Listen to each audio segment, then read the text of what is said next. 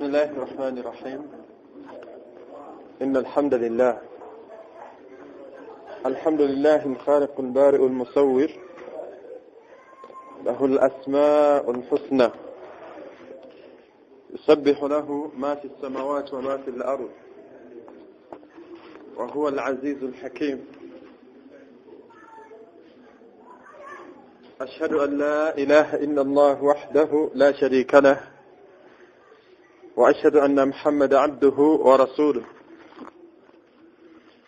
الذي أرسله إلى جميع ثقلين الجن والإنس، وداعيا إلى الحق بإذنه والسراجا منيرا.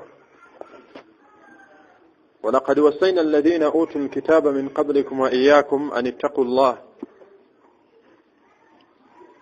كما قال ربنا تبارك وتعالى: يا أيها الذين آمنوا اتقوا الله وقولوا قولا سديدا يصلح لكم أعمالكم ويغفر لكم ذنوبكم، ومن يطع الله ورسوله فقد فاز فوزا عظيما. أينما تينا مجفو أقتلن بكين ديفو في الله تبارك وتعالى. nga buli kiteero kyonna Allah kye yeetenda nakyo tekiri mu bukendeevu akiina mu bujjuvu bwakyo. Awaniridde obulamu bwange n'obubwo nga kusaasira kwa Allah kwayina gye tuli akalembeekereza kakyatwadde ak'obulamu tubeere mu baddu abalongoosa. Omusiraamu yenna obuwangaazi obwotambuza totunulyanga bungi bw'aboonoonye. Omuddu yenna obanga otuula kusoma wonna wotudde okusoma nga totunulidde bungi bw'abameka abatuddewo okusoma. Omuddu yenna waba ava ku zambi tatunulira muwendo gw'abalisigaddeko. Yenna akola akalimu akalungi Allah tabaraka wa ta'ala fenna gye tugenda okudda Malikul Mulk, omufuzi w'olunaku lw'enkomerero, yagamba nti faman ya'mal mithqala dharratin khayra yarahu. Omuddu yenna anaakola, faman ya'mal, oyo yenna anaakola. Teyagamba nti abo bonna abanaakola. Mu aya endala eyinza kijjayo bulungi, Allah tabaraka wa ta'ala yagamba man amila saliha falinafsihi. Omuddu yenna akola omulimu omulungi agassa mwoyo gwe. Waman asa fa alayha. Era n'omuddu yenna alidde amayirungi anywedde enjaga mwoyo gwe gwokosa. Yenna akola byokola mu bulungi bwabyo kakasa nti ogassa mwoyo gwo. Okwonoona kwayonoonye manya nti okosa mwoyo gwo. Maaso ga Allah ffenna buli omu agenda kuddayo kinnoomu, era buli omu Allah agenda muvunaana. Buli omu kinnoomu. Abaddu tuwangaala nga bwe tuwangaala, naye nga Allah subhanahu wa ta'ala ayina obuwangaazi bw'ayagala tuwangaale. Ayagala musiraamu yenna yeeyita omusiraamu mukyalawo, abaana bo, abakozi boyina ewo ku faamu, bonna boyina mu akeedi mu dduuka, bonna obulamu Allah bw'abaagaza kuwangaalira ku nkola n'enjigiriza ya Nabbi Muhammad sallallahu alayhi wasallam. Allah subhanahu wa ta'ala yagamba nti tulina ekyokulabirako kyeyita huswatun hasana, ekifaananyi ekisinga okubeera ekirungi gye tuli. Yagamba kiri mubaka Muhammad sallallahu alayhi wasallam. Omuzadde yenna fumiitiriza gw'olaba abaana bo bafaanana ani. Ebirowoozo byo bijjeeyo bitwala obidduse ku bakyala b'omubaka, gw'olaba mukyala we afaanana ani ku bakyala b'omubaka. Okuviira ddala ku nnyambala, odde ku njogera, odde ku mpangaala gy'awangaalamu n'emiriraano, n'ebikolwa bye byonna ebyetoolodde obuwangaazi bwe bukyanga omuwasa. Oluvannyuma ekifaananyi ekyo kijjeeyo ku baana n'omukyala gw'okyeteekako, gw'olaba ofaanana ani. Omubaka Muhammad sallama nga wali baddewo chance y'okusinkagana naye ayinza okwenyumiriza mu wagoberedde enkola ye abooluganda bakkiriza yenna anoonya obulamu obulungi n'amira omwoyo gwo n'ogwange abange tugobere omubaka Muhammad sallallahu alaihi wasallam tuddeyo kumpasa abafumbiza abaana baabwe ng'omubaka bwe yafumbiza abonna abawasa tuddeyo mu sunna ng'omubaka bwe yawasa abasuubuzi baddeyo ku sunna ng'omubaka bwe yasuubula teriyo buwangaazi baddu bwe tugenda kuwangaala mu dduniya muno okuggyako ng'omubaka yatunnyonnyola ne Qur'an Allah tabaraka wa ta'ala n'aleeta empangaala gye yagala tuwangaale. Akawungeezi ka leero atusiimidde Allah tabaraka wa ta'ala okusinkagana nga bwe tusinkaganye ng'olusinkagana luno kwejjukiza kutaasa myoyo gyaffe butya bwe tutuuse mu maaso ga Allah tabaraka wa ta'ala nga tuli mu baddu abasiimiddwa kitaawo tokyamulabako era otutte ebbanga nga toddangayo ku kabbuli we mwamuziika musabira ku ddu'a osanga omuddu nga maama we takyamulabako era atutte akabanga taddangayo kuziika kumusabira agende ku ntaana amusabireko we baamuziika gwe ofumiintinzamu bwoti ku buwangaazi bwa maama wo mu kabbuli gye yayingira jjajjawo taatawo kojjawo mukyalawo baana bo olowooza bakola ki? byonna bye baliko mu ntaana we bali balina okubeera nga bye baakulembeza okukola. Esswala ze baasaala mu kabbuli, Qur'aani gye baasoma mu kabbuli, okusaddaaka kwe baasaddaaka mu kabbuli, gy'emigaso gye balina abanga buluganda bakkiriza. Nze naawe enkya busobola okukeera ku makya nga ndi wa ssaawa 4, 6, 5, 10, 8 n'ekibuuzo ekinene maaso ga Allah subhanahu wa ta'ala tugenze naki? Abaddu bangi tufunye chance eziikako mulimbo omuziikiddwa abasajja ab'amaanyi abaali balina ssente ng'ekyalo kyonna kwe bawangaalira bonna bakakasa nti haaji oyo alina ki? Alina ssente. Kiki bamutenda nakyo mu kabbuli waali? Ssente mmeka ze yagenda nazo? Bwe kyali kitiibwa kyenkana ki kyeyingira nakyo mu ntaana?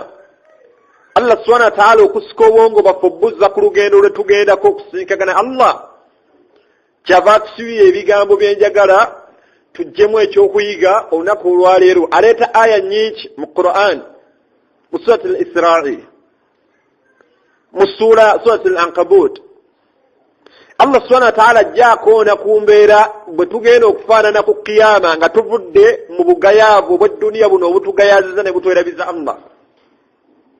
Yatugamba Allahu tabaraka wa ta'ala ekigambo kye mbadde njagala. Yagamba nti wala taziru waziratu wizra ukhra.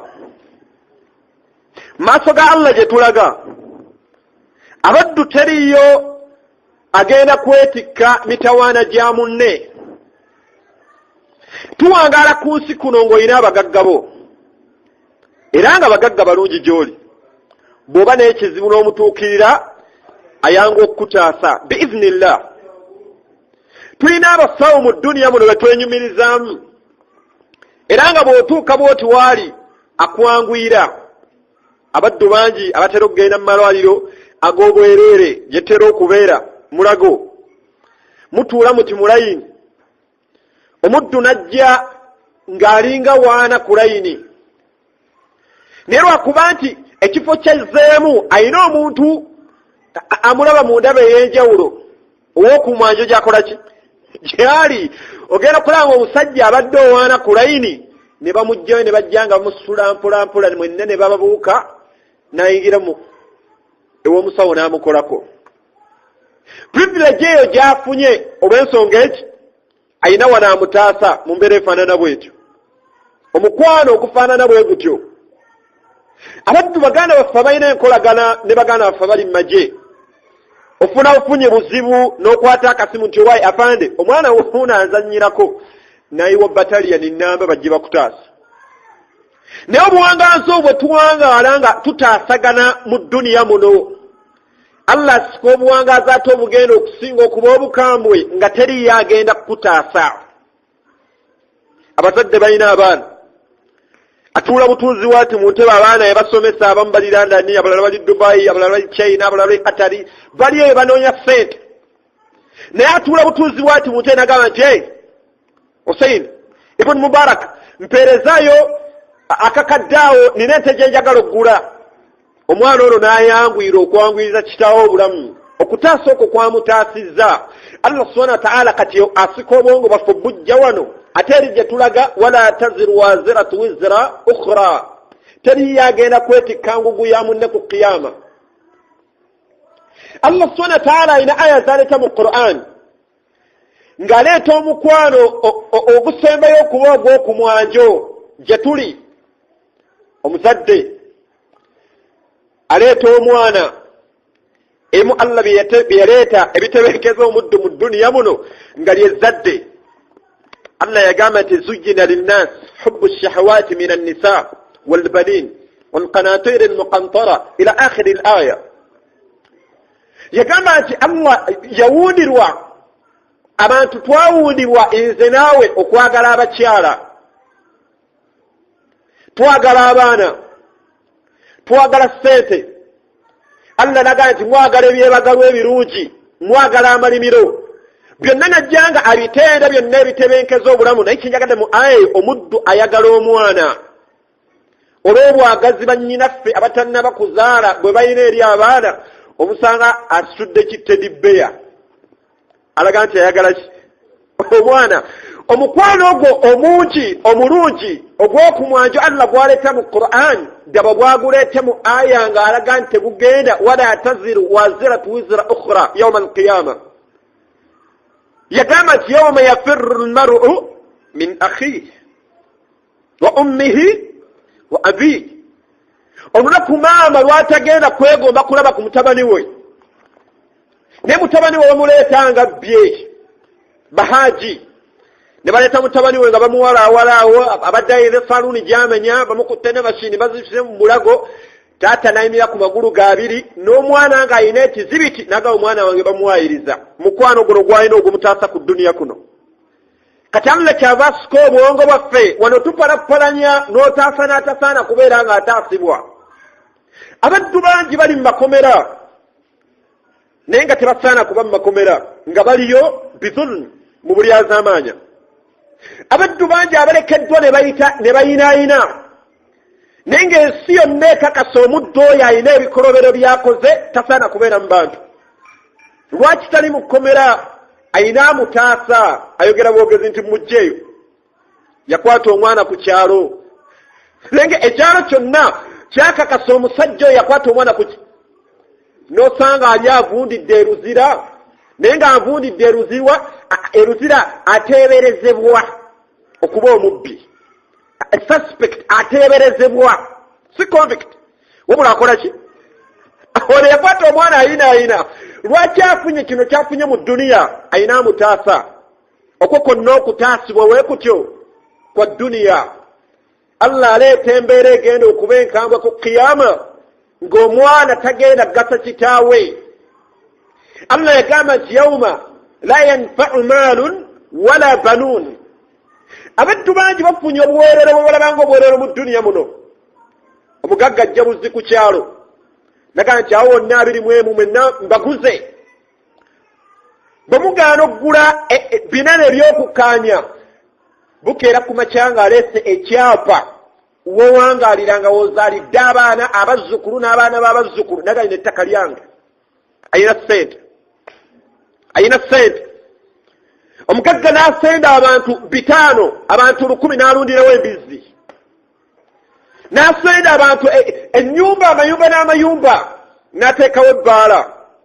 Abantu bwe beeguguuma okujja okwolesa obutali bwenkanya, afuna amutaasa mu dduniya muno. Era ogenda okulaba nga batabye n'ekibooko, bazze n'amatasi, mugamba ki? Ne babuna ebiwo basajja battu, ne baddayo mu kyalo, abalala ne basula ku mbalaza. Lwaki omugagga ono akola effujjo erifaanana bwe lityo mu dduniya muno? Ayina amutaasa mu bulamu obw'ensi. Eri gy'agenda mu maaso ga Allah tabaraka wa ta'ala yagamba nti wala taziru waziratu wizra ukhra. buli omu agenda kujja n'enguguye kyova olaba olw'okuba embeera bwetyo bwegenda okufaanana Allah subhanahu wa ta'ala bwe tunaabeera tuwobedda ebitabo byaffe nga bwe yagamba nti fa amma man utiya kitaabahu biyaminihi omuddu yenna Allah gw'anaataasa mu mmwe ne bakuwa ekitabo kye eky'emirimu gy'emirungi n'emibi mu mukono gwa ddyo fahuwa fi 'ishat radiya omuddu anajja nga Allah subhanahu wa ta'ala akuvuddemu ne bakikuwa bishimaali ku mukono gwo ogwa kkono omuddu agenda agamba nti ya laitani nga zinsanze lam uta kitaabiya si kitaabuna ekitabo kyange tagenda agamba kitabo kyaffe abange yenna wangala mu dduniya wangala ng'okola by'okola naye manya nti ogenda gasimbagagana mu maaso ga Allah bw'omu alyazaamaanyiza yenna lyazaamaanya naye mu maaso ga Allah ogenda kuyimirira omu omubaka mu hadiisi emu yetugamba nti ma minkum illa sayukallimuhu rabbu ma minkum amako ahadun omuddu omu yagamba teriyo omu ku mmwe teyaleeta jumula teyaleeta nti mwenna mugenda kuyimirira mu maaso gani wabula Allah omubaka sallam agamba hadiisi eyo teriyo omu ku mmwe okuggyako alina okwogera ne Allah si balina okwogera olina okwogera nani nabbi yagamba nti nga walaisa nga tewaliiwo wakati wo ne Allah turujuman avuunula bigambo wakati wo ne Allah byagenda okukugaba nga obiwulira bulungi nga naye byeyogera Allah subhanahu wa ta'ala bikola ki naye ogenda kuyimirira otya mu maaso ga Allah Abdallah nga gwe wafuuka okuyikako omusayi gw'abasiraamu ogenda kuyimirira otya mu maaso ga Allah Abdullah nga gwe wafuuka okwawukana kw'abafumba ababiri abakyala akeera mukyala munne amuwa olugambo naye ng'olugambo lwamuwa lusattulula amaka lugatutte omuddu ogenda kuyimirira otya mu maaso ga Allah n'entwalayo wala yahmilunna athqalahum omuddu agenda kujja nga yeetisse taabu ye naye nga byali bigambo byo amaka ne gayiika amaka ne gaggwawo abaana bali ku kyalo tebalina akayamba maama waabwe yagenda olw'ebigambo mu mukyala gwe bye wabagamba abaddu tugenda kuyimirira tutya mu maaso ga Allah nga weetisse entwalayo ku mutwe nga gwe wafuuka ensonga y'okufa kw'omuddu yenna gw'omanyi nga wenyigira mu kumutta ddala tunula Uganda bwefaanana kitta bantu ddala tunula Uganda bwefaanana ennyinza bbiri afudde embeera efaanana bwetyo omuddu ajja mu maaso ga Allah nga alqaatul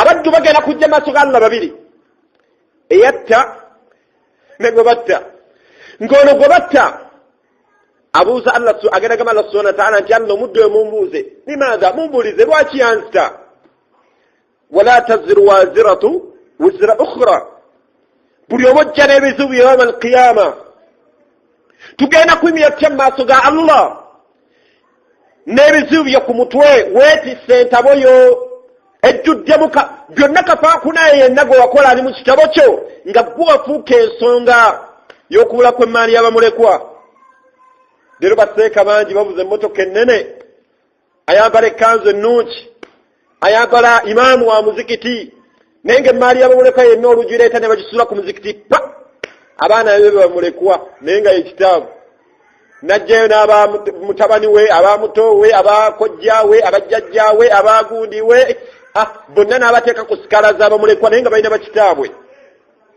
wala taziru waziratu wizra ukhra lindirira okujja ku qiyama n'ebizibu byo weetisse omugugu gwo ku qiyama nga gwo ogwetisse abaddu embeera egenda bayitirako yawma alqiyama abaddu abasuubuzi take a reflect kosa obwongo bungi olowolereze ogenda kuyimirira otya mu maaso ga Allah tabaraka wa ta'ala n'entwalayo nga weetisse ebitabo byo weetisse emirimu gy'emirungi n'emibi nga wali bbira mu minzaani bagana ffe abasuubula abatunda ebintu ebiriko obumogo abange minzaani ojja ku qiyama ng'omugugu gulimu amazambi agafaanana bwe gatyo ani agenda okwetikkirako tulawa abaddu Allah tabaraka wa ta'ala batunyumiza bagenda gamba ababuuza ku qiyama omuddu agenda gamba munne ti inna kunna lakum tabaa seeka gwe nagoberera akhi mukwano gwange sula gwe nagoberera buli mukwano gwange tetwalinga ku duniya babiri abavubuka olwalumiriza munne gwe bagenda naye mu betting dere ekigatta wakati w'abavubuka babiri kufuna abawala betwendako era obalaba bakukuta nnyo babiri naye nga buli omu alina gwamusendera ono alina gwasendera ono oluusi nno abavubuka beewuunyisa abawutufu ng'awayo mwannyina gwobendako naye ng'ayenda ku mwannyoko mukwano gw'ono gwe musamba naye omupiira gwe mubeera naye mu bibanda gwe mugenda naye mu ndongo ayende ku mwannyoko la hawla wala quwata illa billah abangere ummatu Muhammad sallama esembayo umma Allah subhanahu wa ta'ala gye yasula ne fadail nyingi nnyo abaddu bangi beegomba okuwangalyako mu umma eno olw'ebibala n'ebirungi ebigirimu neeraba umma bwefaanana avuuka tune bwe tufaanana tusaze ebimemeya twambadde simanya legingi bannyinaffe ne toopu simanya kundisho abavubuka fulaya ereno wansi mu bisambi bambadde dameji simanya date simanya shabe bika byangoye abange qiyama Allah subhanahu wa ta'ala omuddu agenda kulumiriza munne amugamba nti munnange Sheikh Ibrahim gwe nagoberera inna kunna lakum tabaa mwe twagoberera sima batugamba mu ayina Allah subhanahu wa ta'ala agamba nti omuddu agenda gamba munne nga bali maaso ga Allah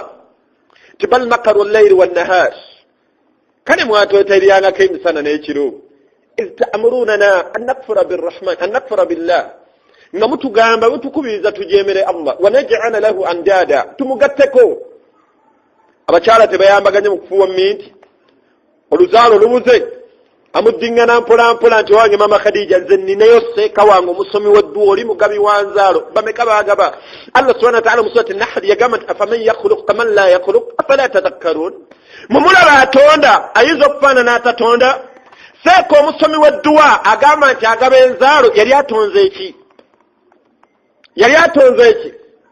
aleete enswera wala ujitama'u lahu newegatta bonna baseeka abasomi b'edduwa bonna abasawo bakabaka ganda mutuula kungo simanya baani bonna balubaale ba Buganda Allah tabaraka wa ta'ala yagamba nti lan yakhluqu ad-dubaba tebayinza kukola yadde enswera wala ujitama'u lahu newegatta da'fa at-talib wal matlub asinze bitali Allah oli munafunye nebesawo binafu abange bonna bigera kuggwera ku qiyama abange ku qiyama gwe otulamboti olaba omugugu gwo guli muki bolooza mboti omuvubuka amaanyi goyina emyaka okuva ku myaka 15 mpaka gyoyina kati Qur'ani osoma kigero ki lwaki tomanyi kusoma Qur'ani oyina emyaka emeka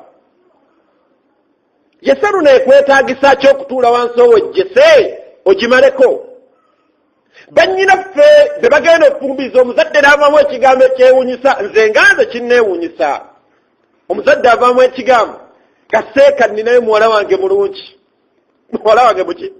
muwala wange mulungi era njagala ofuneyo omusajja omulungi yaba amutwala naye ng'omuwala ono gwatenda obulungi omuddu omu yatuukira omuwalimu wange n'amugamba nti alina omuwala omulungi ayagala amunoonyezeeyo omusajja omuki omulungi mba ntudde nti n'omuwalimu omukyala abinnyonnyola omuwalimu awo amala ebigambo bye muwala mulungi mweru muwanvu yakula atya ate emyeke byawe bitendo byayina nga temuliimu kya Qur'an mbuuza maama ono nti maama ate Qur'an kale tebaafuna nnyo mukisa gusoma ddiini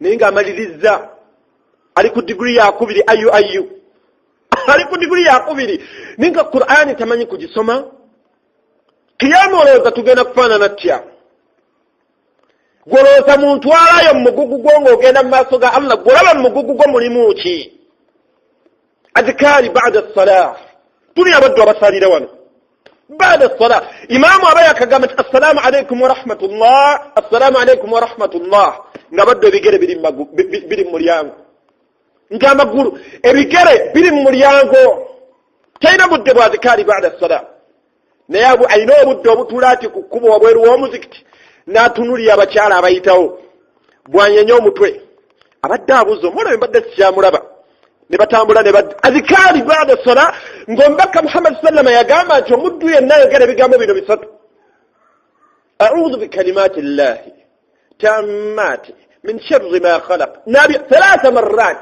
emirundi esatu ku makya n'olweggulo omubaka yamuwa assurance yagamba nti omuddu afaanana bw'ati tayinza kukosebwa kitonde kyonna okaba neiba nti akutawanya eyo azikiri wali ogisomyeko abange obukumi bwa Allah tugenda nakyanga tetulina budde bwezi bagana ffe bagenda okusala essala ya magaribi n'omala osaaza magaribi n'osoma page raka emu n'osoma page ya Qur'ani raka eyokubiri ajula okudduka mu ssola kyekimuddusa mu ssola olowooza kuti aya zino z'osomye abadde alina omupiira gwalaba jadduse najjasaala alina okuddayo nga fasaafu tennabakolaki tebabako bayikolayiza olowooza omuddu ono mubwongo bwe mu ssola yaba asaala ssola kikaaki wala taziru waziratu wizira ukhra wama kunna mu'adhibina hatta nab'atha rasul Allah tabaraka wa ta'ala yagamba teriyo mulembe gwonna gwegonereza okujjako mala batumira babaka wa idha aradna an nuhlika qaryatan amarna mutrafiha Allah subhanahu wa ta'ala yagamba nti bweyagala okuzikiriza akaalo yagamba nti yakateekanga mbagagga aye eyo tujegendereze yagamba nti Allah subhanahu wa ta'ala bweyagalanga okuzikiriza akaalo yakateekanga mbagagga batya fafasaqu fiha abagagga bano ne batandika obwononefu mu kaalaako betunia ebifo ebisingamu obwononefu kabalagala muyenga bifo birimu bagagga mwe muli amabaala mulimu obwononefu obw'ekika ekyawaggulu naye nga mwetoleddemu baki abange berinde Allah tayinza kulimba abange ku kiyama gwolaba mu mugugu gwo gwogenda nago mu maaso ga Allah mulimu ki kuba teri yagenda gukusuyako tolaba Allah subhanahu wa ta'ala aya endala ennene kyetwetaaga okusaako nnyo ebirowoozo Allah tabaraka wa ta'ala yagamba nti yubassarunahum ngenda balaga abantu mu yawma al-qiyama yawaddu al-mujrimu omuddu omwononefu agenda kubeera nga kaana yatamanna yegomba yawaddu al-mujrimu agenda kuwagala ku qiyama law yaftadi min adhab yawmi idhin bibani okwenunula ku bibonerezo bya Allah bino okubeera nga yeetaasa okuba ku bibonerezo bya Allah obudamwokya agambe Allah kankuwa abaana obwokyempone wala taziru waziratu wizra ukhra omuddu wawereddeyo omwana lowooza ku muwalawo ng'ogamba Allah kankuwa nasiba mpone omugambe Allah kankuwa shakibu mpone omuddu agambe Allah kankuwa Khadija kankuwa Jariya mutabani wange ono Hasani Allah nsaba mukuwe gwoba oyokya mpone wala taziru waziratu wizra ukhra teri yagenda kwetikka bizibu bya munne yawma al-qiyama wowereddeyo omwana aya eyo yennyini aya ezaddako omuddu agenda gama Allah subhanahu wa ta'ala wa sahibatihi wa akhihi Allah kankuwe baganda bange kankuwe muto wange ono Hasani muto oli obuulizi wano obuwangazi obw'edduniya bwe tulimu nti yasuze enjala n'omugamba Hasani n'otaŋŋamba nti wasuze enjala Hasani wakoze bubi waliŋŋambye olaba okutaasa okweyagala omutaasa ku dduniya teweewuunya Allah tuwa remaka mu aya eyo ng'ate ku qiyama ogenda kujja nga weegomba muwaayo bamwokye gwowone omuddu tagenda kukomaawo Allah tabaraka wa ta'ala nagamba nti omuddu agenda gama Allah nti kale wal ardi jami'an thumma yunji Allah kankuwe byonna ebiri mu nsi byonna nakambikuwe Allah subhanahu wa ta'ala omuddu agamba okuwa Allah ghaniyul hamid omugagga Allah ogenda muwaaki nga ne byogamba muwa bibye walillahi ma akhadha walahu ma a'ta kyatutte Allah kike nekyakuwadde kike ogenda muwaaki kigenda kubeera ttamiiro ku qiyama olw'ebiyitivu by'ebibonerezo Allah subhanahu wa ta'ala nga yagamba nti watara nnasa suqara wama hum bisukara walakinna adhaba Allahi shadid mugenda kulaba abantu nga balinga abatamidde ku qiyama naye nga tebatamidde kyekibatuusa ku mbeera efaanana bwetyo bonerezo bya Allah bibonerezo bya Allah leeta abagagga be mwali mumanyi ku kyalo nga bali ba riba ng'embuto zijja ziyiika la yakumuna illa kama yakumu alladhi yatakhabbathu ash-shaytanu min al-mas. Allah yagancha omuddu alya riba tagenda kuzuukizibwa ku qiyama, tagenda okuzuukizibwa ku qiyama, agenda kuzuukizibwa ng'alinga omuntu ng'anifaanana ky'omuntu akubiddwa amajinni. Mukyala we ali mu bulaaka siwe bakayita akabiina ako kakiikirivu nnyo Uganda. Bakyala b'abawalimu bali omwo, bakyala b'abasiraamu abasala esswala 5 bali mu bulaaka beewola. Mwe bajja sente capital atunda chipusi naye nga sente za bulaaka, asuubula bibala, ayina omudaala mu katale sente gyazijja. Haji n'ava mu swala, Allahu akbar, ng'emu ku bigambo byagambye Allah subhanahu wa ta'ala mu swala, iyyaka na'bud wa iyyaka nasta'in. Allah gwe tusinza era gwe twesigamira. Ku riba oyo gw'olya ali mu nju yo. Ng'emu ku bigambo mukyala wo byagamba Allah, mukyala wo alya riba abeera mu swala n'agamba Allah Malik yawmiddin. Allah gwe kabaka w'olunaku, gwe mufuzi w'olunaku lw'enkomerero, Malik yawmiddin. Okakasa Allah, okakasa nti Malik yawmiddin. Mu riba oyo gw'olya Allah subhanahu wa ta'ala kyatusubiza nti abanga ku qiyama wala taziru waziratu wizra ukhra wama kunna mu'adhibina hatta nab'atha rasul. Simu lyazamanya Allah tayinayo mulembe gwonna gwe yabonereza okujjako yasookanga gutumira ababaka abaddu we baagaana faqqa alayhim alqawl. Ekibonerezo kya Allah ne kibakakatako, ekibonerezo kya Allah ne kibakakatako. Abange ffenna emyaka gy'olina tasiilu ila rabbik, otambula oli mu lugendo ogende wa Allah, naye omuguggo gw'olina gw'olaba gulimu ki? Golowooza ku maama w'abaana, golowooza mu ntanda ye mulimu ki? Okuva omugjeewo bwe tamanyi kusoma yasaruna, mumaze naye emyaka mugenda mu 10, mulina abaana 8, buli mwaka muzaala. Yasaruna tagimanyi, yasaruna tagimanyi. Golowooze wa Allah bw'oba tamanyi yasaruna amanyi ki? Kikwetaagisa ki mukyala w'ono okutuula wansi omusomese bw'oba obimanyi? Bw'oba tobimanyi gwe kikwetaagisa ki okutuula wansi osome? Oddeyo osomese mukazi wo, oddeyo osomese mukyala wo, maama w'abaana omulungi. Teweegomba mulabako mu jjana ya Allah. Okulaba ku maama w'abaana nga muli mu jjana mutakabilin. Allah bagamba abagenda okuyingira ejjana nga bagoolekaganye, walladhina amanu wattaba'atuhum dhurriyyatuhum, bonna abakkiriza Allah n'abaana baabwe ab'eŋŋanda zaabwe. Yagamba nti nabagobera ku bukkiriza alhaquna bihim, ngenda basinkaganya abantu baabwe ku qiyama. Teweegomba kulaba ku mukyala wo ku qiyama, omukyala teweegomba kulaba ku bbaawo bingi by'omukubiriza. Munnange taata sula tuzimbe nkooyo okubeera ku muzigo. Omusajja n'apakasanga bw'asobola kiro na misana, rumuzi kati mulina 2 era mulina poloti 10 ku mmeka 5 n'ekikomera mwasiba naye nga kuliko rumuzi mmeka. Obwongo obwo omukyala ono bw'okozesa okukubiriza bbaawo n'azimbe, Qur'ani asoma kigero ki? Wali omukubiriza yasana akomawa? Tunuulira essole y'abaddu abakuze emyaka bakitaffe n'abavubuka abalala emyaka gye tulimu abakulu. Omugamba bugambe nti owange Ibrahim tusaaze magharibi, tusaaze magharibi. Ku dhuhuri naasi twanguwa, ku magharibi tetulabika. Isha'i tubeera eri, essole ya subuhi osooka kuyimira eri mu buti n'olabanga waliwo asaaziza n'ojja ng'osoba mpola mpola n'oyimira kweni emabega tebakuwulira. Oswala ki? Gw'olaba mu mugugu gwo, okwenya bigenda mu mugugu gwo. Allah subhanahu wa ta'ala tagenda kuwa by'otaakolera ku qiyama, by'onaasangayo by'okolerera. Abange sika akaseera Allah tabaraka wa ta'ala kagenda okugamba mutabani wo, kagenda okugamba maama wo, kagenda okugamba taata wo n'owange, maama wange n'owwo, kagenda okugamba mukyala wo, kagenda okugamba emikwano gye tulina egitwerabizza Allah. Era abavubuka tukolaganye kulya mayirungi, kunywa njaga.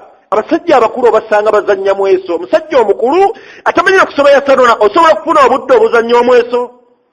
Ali kumpi kyakasukaati, bw'asiimula entuuyo atuuyanidde ku ki? Naye ng'ali ati akatambala kamuli mu ngalo, alinga alabye aya n'atuuya noba aya ya Qur'an ali nenga ali kumwesagira abange sika akafaananyi mukwano gwe yenna gw'oyita mukwano gwo maama w'abaana akafaananyi kasembeze abaana ekifaananyi kyabwe kisembeze Allah subhanahu wa ta'ala ku qiyama muwe kitabo kye n'amugamba nti iqra kitabak kafa binafsika alyawma alayka hasiba soma ekitabo kyo ogenda kusoma ki omusuubuzi golaba mu kitabo kyo mulimu ki baimamu b'emizikiti abange sente ezisendebwa mu bitabo byaffe mulimu ki oyitawo nga baatiikinga abeesigiddwa mu ffe amayanga z'abantu abaddu bali Dubai n'akulaba n'ekirevu n'empale naga omusiraamu omulungi ono kankole obusente bwange edye bubi abanga ofunanga yakadde nkigamba nnyo baganda bange abavubuka funa yakadde mwogereko ne baganda baffe abakolera Dubai yogereko ne baganda baffe abali mu UK abali e London abali mu Texas simanya bali wa gye bawangaalira akubuulira obulamu bwalimu akubuulira obulamu bwawangala okwerekereza okwerumya kweyerumya akasente n'akaweereza Uganda olukaweereza ati buli kaweereza n'ogulamu essimu n'ojooga tebakuyita kujooga ennaku zino oli muntu yaza munno ali Dubai akola obutaweera kiro na misana bazukka 10 kitundu akasente olukaweereza Uganda akwesize n'ekirevu kyo n'empaleyo ne swala ze 5 akulabanga muganda walimu ku magezi akasente olukaweereza ati pa lwekossa ku mumwa aganti munnaye nziyizonguleyo poloti n'ogissa mu mannyago oluusi n'okuwa ebifaananyi ebyepo n'omuweereza abarabu baatujja mu sika abawarabu baatujja mu sika abaddu ababeera mu Afrika lwaki tuli babbi aweereza sente z'abamule gwanga ali Saudi Arabia ali mbawarabu aweereza sente za bowa okakasa bowa agisima bwewaweereza sente ez'okuzima omuzito wazituusa abaddu baasibuluka mu Ramadani nga sente baziweereza wala taziru waziratu wizra ukhra abange paayo teekayo ebirowoozo teri yagenda kwetikka nguguuyo yawma alqiyama ogenda gyetikka gwe kennyini nga byonna ebirimu gwe wabikola. Wassalatu wassalamu ala rasulillahi sallallahu alaihi wasallam. Atulamira okumuta Allahu tabaraka wa ta'ala nga namira omwoyo gwange n'ejammwe okumutya mu bigambo byaffe ne mu bikolwa. Omuddu yenna nga kaana yaruju liqaa rabbihi asuubira okusinkagana oba okuyimirira maaso ga Allahu tabaraka wa ta'ala goberera omubaka Muhammad sallallahu alaihi wasallama. Toyina muddu buwangaazi bw'ogenda kuwangaala mu dduniya muno bugenda kwesiimisa ng'otuuse mu maaso ga Allah ng'omuddu eyawangaala ng'omubaka Muhammad sallallahu alaihi wasallam. Omuddu yenna buli w'obanga olina ky'oyagala okukola obwongo bwo buzzengayo ekikolwa kino kye njagala okukola omubaka yali kikoze. Ansaba ogifuna nti naam oluvannyuma weebuuze yali kikoze nga bwe ngenda okikola. Abaddu bangi bagenda kujja ku qiyama nga basuubira bagoberera omubaka Muhammad sallallahu alaihi wasallam. Hadithi mpanvu tujjemu ajja agaba ebyokunywa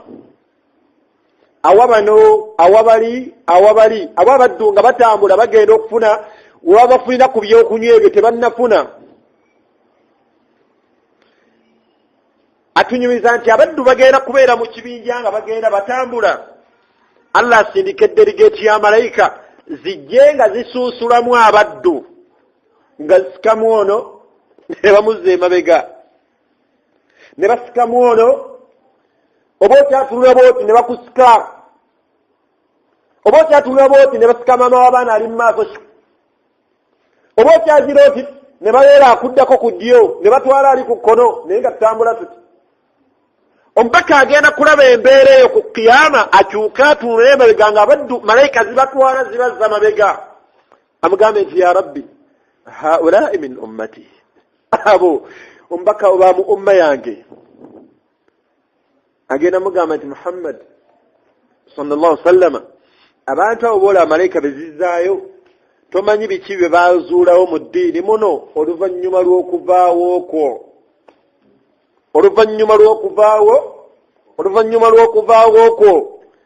Omubaka wanaawulira amawulire ago nti baamulimbisa kuba omuntu akola bid'a oba bid'a yonna gy'abeera akoze aba alimbisizza omubaka, aba alaga nti ategeera obusiraamu buno okusinga, era abakakasa aba n'entegeera nti omubaka yakumpanya nze nnina kyendabye omubaka kyataakola ki. Kyova olaba omukozi wa bid'a aba mubi nnyo.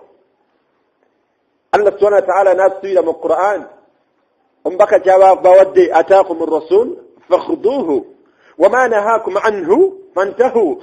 Omubaka kyaba bawadde aya ejjange erina ensonga gyekwatako okugaba faya emaali ebeefuniddwa mu lutalo naye egaziwa n'etuuka ku bulamu bwa sunna bwe tuwangaala.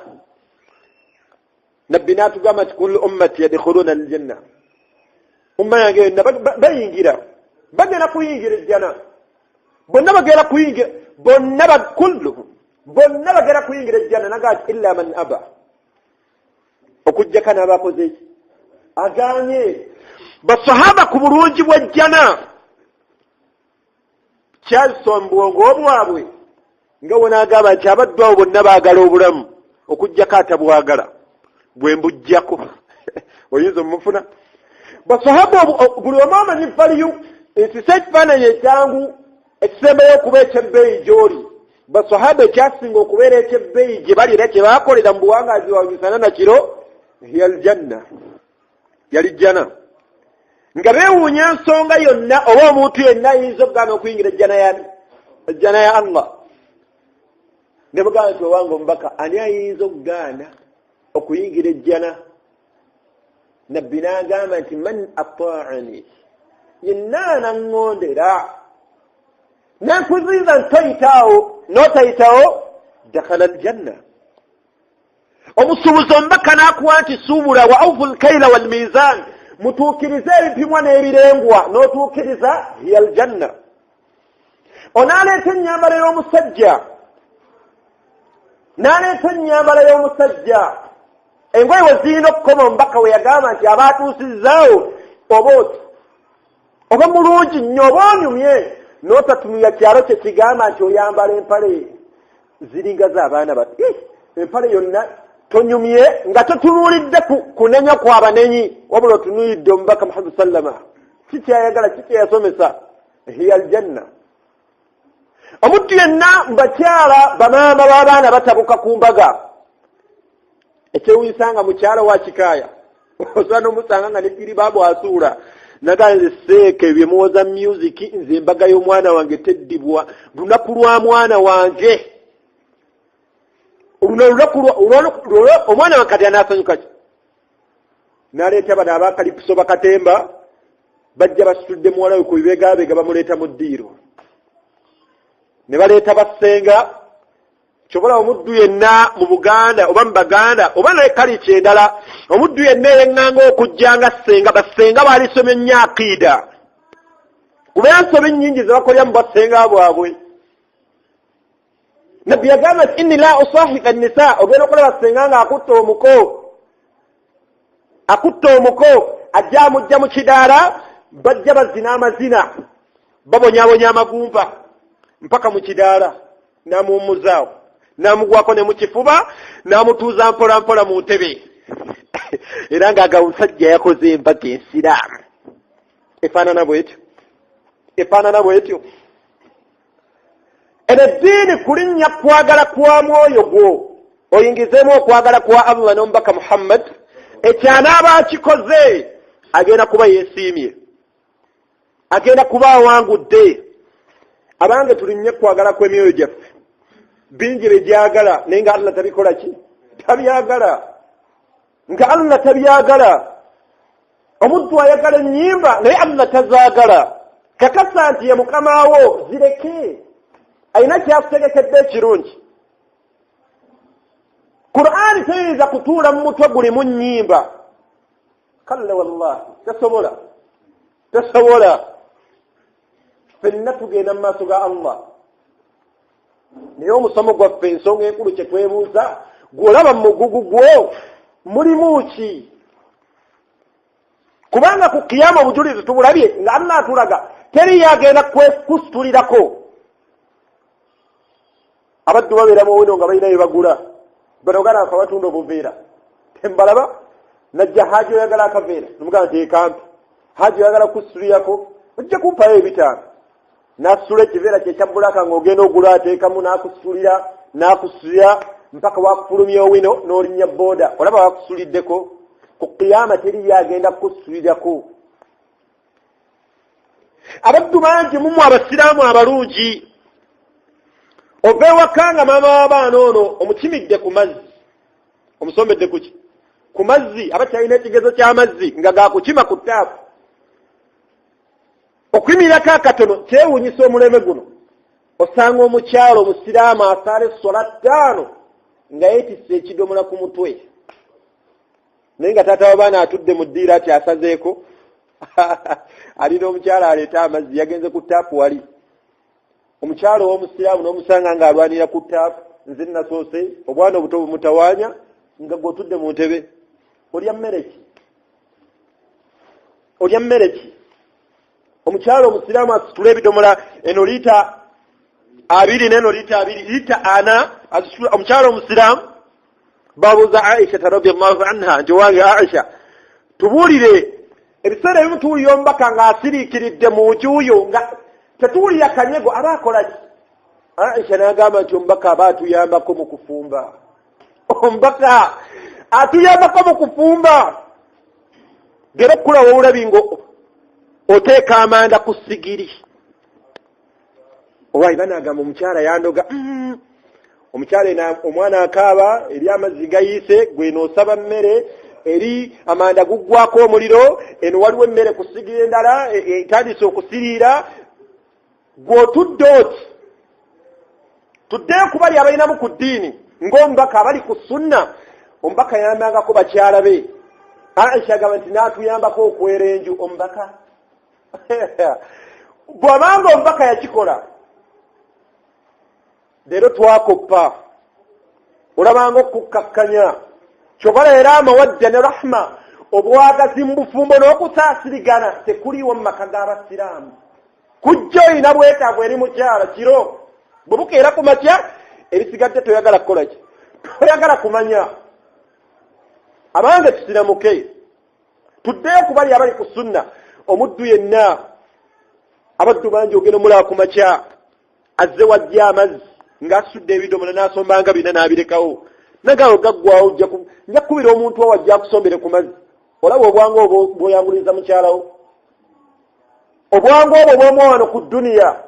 Kati ate waliwo olunaku olugenda okujja ng'alina byeyeetisse ebibye, naawe olina byeweetisse ebibyo nga toyagala kumanya bibye. Nga naye toyagala kumanya bibyo. Entanda yeggw'olaba mu mugugu gwo mulimu ki? Mugugu gwo mulimu ki? Tulina bagana afe abeetitta emigugu mu wino. Era olugujjamu oti ajja agoba emmotoka temubalaba?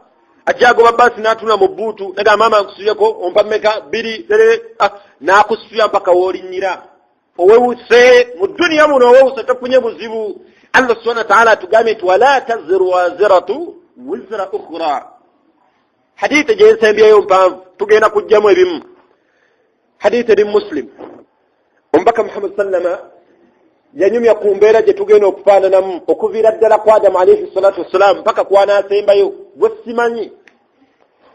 Yagamba nti abaddu tugenda kuva mu ntaana nga tulinga bwe twazaalibwa. Teweebuuza nti ne chairman muleke. Abaddu tugenda kuva mu ntaana nabbi yayogera ekigambo kya Aisha ng'awulira. Namugamba nti wange omubaka wa Allah abasajja tebatumye ku bakyala n'abakyala bano tebatumye ku basajja. Namugamba nti abinaka Siddiq owange muwala wa Siddiq ku kiyama obuzibu bwalwo obukawe bw'olunaku olwo teri yagenda kwegomba kutunula ku munne ndowooza ku mbeera nga teweegomba kutunula ku maama w'abaana. Abaddu bangi baganda baffe batuula ku kkubo atunula omukyala ati ng'ayitawo olwa bazza luzze kamada kakkanyama astagfirullah nerowooza ku kiyama nga akulinaanye ali eno bonna bali awo kiyitamule ng'embeera bwefaanana nga teriyo yeegomba kutunula ku munne olowooza egenda kufaanana etya? tegenda kukomaawo.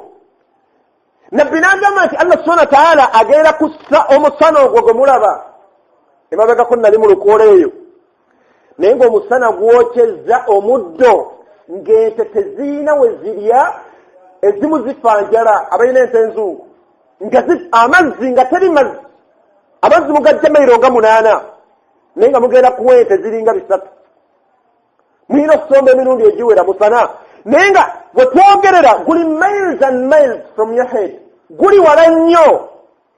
Nabbi n'aleeta mu hadisi eno n'agamba nti Allah subhanahu wa ta'ala agenda gussa okuva ku mutwe gwo kitundu kya mayiro. Riwaya endala egamba mayiro kitundu kya mayiro olowooza agenda kuba gwokya gutya? Nabbi n'agamba nti abaddu tugenda tutandika okutuuya n'okusinza ku mazambi gaffe. Waliwo omuddu agenda okutuuyana nga entuuyo zimukomayo mu buki mu bukongovule. Waliwo agenda otuuyana ng'entuuyo zimukomayo mu maviivi. Waliwo agenda otuuyana ng'entuuyo zimukoma mu kiwato. Waliwo agenda otuuyana nga zimuli eno. Nabbi n'agamba nti waliwo omuddu agenda otuuyana ku kiyama ng'entuuyo zimuli mu kamwa. Naye nga ffenna tugenda mu bbaliro. Ffenna tugenda mu bbaliro. Simanyiyo ntuuyo ziwunya bulungi. Olaba okukkakkanyizibwa otugenda okubaana ne yawmal qiyama. Allah kyatugamba nti wala taziru waziratu wizra ukhra. Teri yagenda kwetikka taabu ya munne, teri yagenda kwetikka mugugu gwa munne. Mwenneeno gye mujja buli omu alina bibye. Laqad jitumuna furadan kama khalaqnakum awwala marra. Ozze kinnoomu nga bwe nakutonda. Allah bwe yayogera ku Walid ibn Mughira yamugamba nti Muhammad dharni mundekere wa man khalaqtu wahida. Mundekere yo gwe neetondera obwomu. Mughira Walid ibn Mughira Muhammad mundekere nga Allah yeewerera ekitonde eki. Bwe tunaatuuka mu bbaliro ekifaananyi kye mbadde njagala tukiyite mu bufunze abaddu tugenda kubeera mu mbeera nga nkambwe. Nabbi n'agamba nti abaddu bagenda kubeeraawo batuuse mu bbaliro ono entuuyo ono Allah subhanahu wa ta'ala amuleesa alifaananyi kya nkobe n'ambizzi nga bwe kyajja mu hadiisi. Nabbi yagamba nti abaddu waliwo abaddu abagenda okujja mu umma eno ku kiyama ne Allah agenda baleetera mu bifaananyi bibiri kiradatan wa khanazi bifaananyi kya nkobe n'ambizzi. Basahaba khaafu baafuna okutya ne bamugamba nti wange omubaka wa Allah abantu abo baleetera mu bifaananyi ky'enkobe n'embizzi alaysu yashhaduna la ilaha illa Allah wa annaka rasulullah. Bagenda kuba tebakkiriza Allah bagenda kuba tebakkiriza Allah naye tebakukkiriza nti olumubaka. Nabbi n'aleeta ebitendo bye balina nga byennyini bye tulina n'agamba nti abantu abo abagenda okujjayo batyo kyewunyisa balina ebitendo bino yusalluna basala eswala yahijjuna bakola hijja yasummuuna basiiba. Basahaba bayongera okutya omugamba nti owange omubaka fama baaluhum kyeki baleetanga ebifaananyi kya nkobe n'ambizzi yawma alqiyama. Nabbi n'agamba nti abaddu abawulirizanga ennyimba. Ani atalina luyimba mu ssimu? Ani gwe munno muwe essimu? Tuyinza okuba no nga twenyigidde kireke. Bw'onaafuluma mpola mpola ati Allah ojje ennyimba mu ssimu siddi muziine waka. Maama abaana gwe omutwali yange ezimalako stress n'abeeraawo naye ng'abawala baalaba abazina bali mu buleega na mpale. Abaana abo batudde wano amazina gokka ge bazina obujulizi gw'obuyina obumanyi. Sumayya amazina gazina ogamanyi naye ng'alina emyaka 14 lwaga alina emyaka 7. Abantu baleeta abaana mu Qur'ani naye ng'omwana ennyimba zokka eziri mu mutwe. Omuzadde bw'ajja bw'ati taamu ng'ewejjeko nti sheeka omwana atuuseewa omwana akyali mujjuza amma omwana nga tatambula sheeka omwana bimusomesa mulabe kati omwana naye ng'omwana omutwe gwo wagwonoona.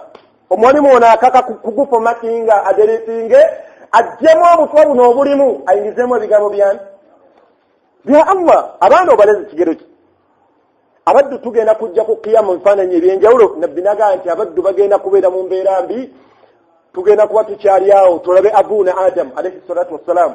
Bwe tulaba Adam abaddu bonna bagenda kwerekera Adamu alayhi salatu wassalam bamugamba nti Adamu khalaqaka Allah subhanahu wa ta'ala yakutonda n'omukono gwe ye kennyini Allah n'akussaamu omwoyo bamugamba nti Adamu ama tara ma nahnu fi Adamu tulaba mbeera gye tulimu tulaba bukaawu bwa mbeera bizibu bye tuyina ama tashfa'a lana 'inda rabbina tugenda tuwolerezaako mu maaso ga Allah Adamu tuwolerezeeko Adamu alayhi salatu wassalam agenda kwogera ekigambo ekyewuunyisa agenda kugamba abaddu nze naawe atugambe nti Allah subhanahu wa ta'ala nga nkyali ku duniya yanziiza okulya omuti fa asay ne mujeemera nange simanyi ki kyendiko nina ntanda yange nafsi ndi ku lwange mundeke naye ng'obujulizi bwajja mu Qur'an Allah tabaraka wa ta'ala ng'agamba fataba alayhi yamukolaki yamusonyiwa ظلمنا أنفسنا وإن لم تغفر لنا وترحمنا لنكونن من سورة البقرة ngaleta okwetonda ku Adamu naleta n'okumusonyiwa ne Adamu okukakasa okwo kwagenda okukakasa ku kiyama wala taziru waziratu wizra ukhra agenda tugamba nti siina kuyamba ko ngenda bayamba mugende eri Nuh abaddu tugenda nga Adamu atugobye tugende wa Nuh alayhi salatu wassalam tumugambe nti ya Nuh owange Nuh kuba yali omu ku bannabbi abaafuna abayina enkizo abayogera nani ne Allah tabaraka wa ta'ala byonna tumulaga enkizo gyayina Allah byemusula nabyo biti Nuhu agenda tugamba nti bannange nange mundeke nabuuza Allah tabaraka wa ta'ala byesinaako kumanya temujjukire ekyafaayo kya Nuh ng'abuuza Allah yamugamba nti Allah inna bini min ahli omwana ono Allah gw'ozikiriza mu bantu bange Allah namugamba nti omwana oyo gwenzikiriza tali mu bantu bo naye aya gyenjagadde Allah mugamba fala tasalni ma laysa laka bihi ilm Nuhu taddamu kumuuza by'otalinaako kumanya Nuhu agenda tugamba nti inna Allaha ghadiba al-yawm alla nyiiza olunyiiga lam yadghabu qablahu mithla olunyiiga lwatanyiigangako era Allah nyiiza olunyiiga lwatagenda kuddamu kunyiiga olina ntanda ki mugugu mulimu ki mugugu gwa mukyalawo mulimu ki mugugu gw'abaana bo abamaze university nga tayinza na kusoma alifatiha nga ntuufu mulimu ki gw'olaba mulimu ki ani agenda mumwetikkirako Nuhu agenda tugoba nafsi abange eri ku mwoyo gwange mugende wa Ibrahim nabbi nagamba nti olwali tugenda tuuke wa Ibrahim tumugambe nti Ibrahim anta Ibrahim oli mukwano gwa Allah oli mukwano gwa kuba Allah subhanahu wa ta'ala yenyini yakireete mu Ibrahim mu araza mu sura al-Baqara nti Ibrahim yamufuula Khalil mpanfe wange Ibrahim ono tumulaga enkizo tumugambe nti ama tashfa' lana 'inda rabbina tugenda tuwolerezako mu maaso ga Allah Ibrahim Allah mukwano gwo tulaba mbeera gye tulimu tusabireko Ibrahim agenda tugamba nti wa inni kadhibtu thalatha kadhiba abange nze mbuwangazi wange nalimba ennimba 3 ennimba mmeka lero wakalimba mmeka lero tojjukira ebigambo byewagamba mama w'abaana ng'omwogereza byali bituufu abaffe tulimbye ennimba Ibrahim yalalikire Allah mugamba nti wa inni kadhibtu thalatha kadhiba nalimba ennimba mmeka ate nga bw'otunulya ennimba Ibrahimu zaayogerako yagamba abaddu abali baagala omutwala mu bushiriku nabagamba nti inni saqim ndi mulwadde nga bagala omutwala mu bushiriku nabagamba nze ndi mulwadde ne bamuleka weyatemera amasanamu olulala baali baagala weyatambula ne mukyala we Saara kabaka ayagala omumwendako ng'ekkuba erimuwonya ayina muyita mwani ayina muyita muganda we byonna abamanyi bajja bitema n'okulimba okulimba okwokusatu zagana kuyita kulimba okulimba okwokumeka okwokusatu obuwangaazi we Ibrahimu agamba nti kadhibtu thalatha kadhiba nalimba ennimba ezi mama w'abaana akubuza tata w'abaana oliwa oba wava ewaka nga omusiibudde ogenze Juba naye ng'oli mulooje e Masaka okulungudde wiiki bodda nodda n'amatooke nodda n'amanda obiguze Kaleerwe n'akwaniriza kulikayo safari nvuddeyo ebadde enzibu basajja bantawaanyiza nnyo mu kkubo naye ng'obadde oli mulooji naani nani gobadde naye muloozi Ibrahim agenda tugamba nti nafsi abange ndi ku mwoyo gwange abaddu mukwate ekkubo mugende wa Musa alayhi salatu wassalam tugenda tuuke wa Musa awo nno buli omu ayogera ebyo nabbi bw'abanga nabbi yeeraliikiridde agamba nti abange omugugu gwange gwe nnina gumala entanda yange mundeke mugende wa Musa abaddu tugenda tuuke wa Musa alayhi salatu wassalam nga mmaliriza bwe tunaatuuke wa Musa tumugambe nti ya Musa owange Musa tulaba mbeera gye tulimu oli mbaddu Allah subhanahu wa ta'ala be yawa abayogera ne Allah Musa yogeranga ne Allah direct nga tewaliwo Jibril wakati awo eyo nkizo bannabbi batono nnyo abakikola ki abakifuna Musa alayhi salatu wassalam agenda tugamba nti wa inni qataltu nafsi nze gumulaba wano gwemwesibako natta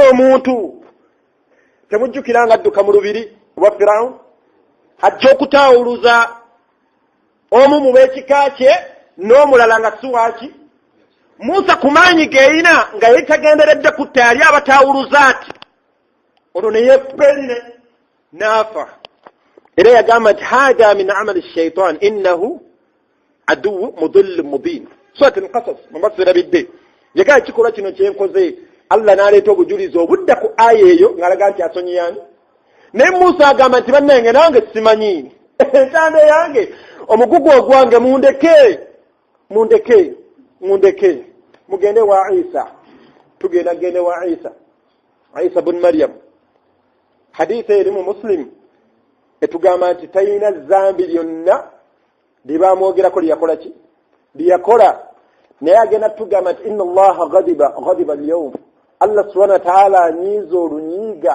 lam yadghabu qablahu mithla olunyiiga lwatanyigangako ate wala yadghabu ba'dahu mithla lwatagenda kuddamu kunyiiga siyinza kwenganga Allah siyinza genda wa Allah Isa bun Maryam agenda tugamba mugende